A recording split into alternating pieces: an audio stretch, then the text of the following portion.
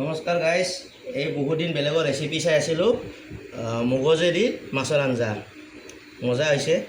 ইয়াক মাছৰ মাথাৰে কচু লতি, ইয়াক কেকৰা চাটনি, যিবিলাকে নাখায় বেয়া নাপাব। ইয়াক কেকৰাৰ চাটনি।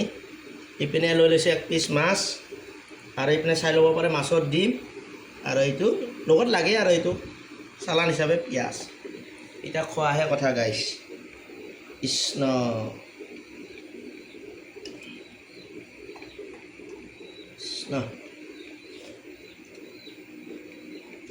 বহুত ধুনীয়া হৈছে, এইটো বঢ়িয়া।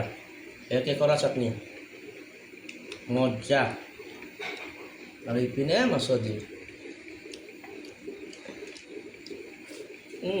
মজা হৈছে গাইজ।